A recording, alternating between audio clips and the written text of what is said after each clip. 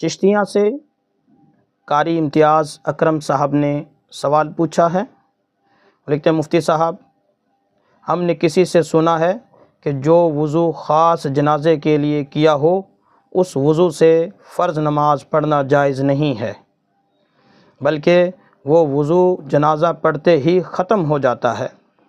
مفتی صاحب، ہمارا سوال یہ ہے کہ اس بات میں کہاں تک صداقت ہے؟ کیا ایسی کوئی بات شریعت میں ثابت ہے یا نہیں؟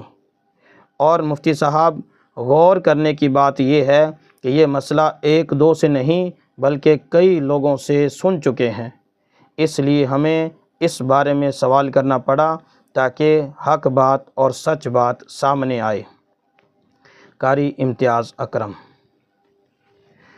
جی میرے محترم بھائی، بعض اوقات ایسا ہوتا ہے کہ بات کچھ اور ہوتی ہے اور مشہور کچھ اور ہو جاتی ہے۔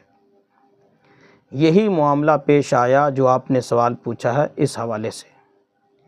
مسئلہ شریعت نے اصل یہ بتایا تھا کہ ایک بندہ کہیں جا رہا ہے اور وہاں جنازہ کی نماز ہو رہی ہے اور اس بندے کا وضو نہیں۔ اگر یہ وضو کرنے کے لیے کسی مسجد وغیرہ یا کہیں جائے گا یا اپنے گھر جائے گا، واپس آئے گا تو جنازہ ختم ہو جائے گا، تو اس کے لیے یہ اجازت تھی کہ اس جنازے میں شرکت کرنے کے لیے تیمم کر لے۔ لیکن شریعت نے یہ بھی بتا دیا کہ اس تیمم سے یہ جنازہ ہی صحیح ہوگا، فرض نماز اس سے درست نہ ہوگی، چونکہ تیمم کی جو اصل شرائط ہیں وہ نہیں پائی گئیں۔ شریعت نے ایک عارضی طور پر اس کو ایک اجازت دی تھی۔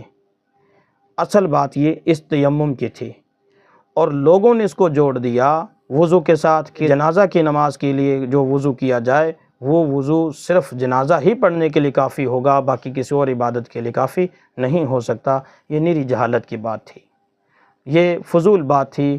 قانون یہ ہے کہ وضو جس مرضی غرض سے کیا ہو، جس طرح مرضی کیا ہو، وضو ہے وہ ان تمام عبادات کے لیے کافی ہو جائے گا جن کے لیے وضو ضروری ہے۔ لہٰذا وضو جس مرضی نیت سے کیا ہو، نماز جنازہ کے لیے وضو کیا ہو، یا قرآن پاک پڑھنے کے لیے وضو کیا ہو، یا کچھ اور کسی مقصد کے لیے وضو کیا ہو، جب ایک مرتبہ وضو ہو گیا، جب تک یہ وضو قائم ہے، جب تک یہ وضو باقی ہے، اس وضو سے وہ تمام عبادات جائز ہیں جن کے لیے وضو ضروری ہوتا ہے۔ لہٰذا میرے محترم بھائی، یہ مسئلہ ایک خاص صورت میں تیمم کا تھا اور لوگوں نے اس کو جوڑ دیا وضو کے ساتھ، جو لوگوں کی جہالت تھی، نادانی تھی۔ لہٰذا امید ہے آپ بات سمجھ گئے ہوں گے۔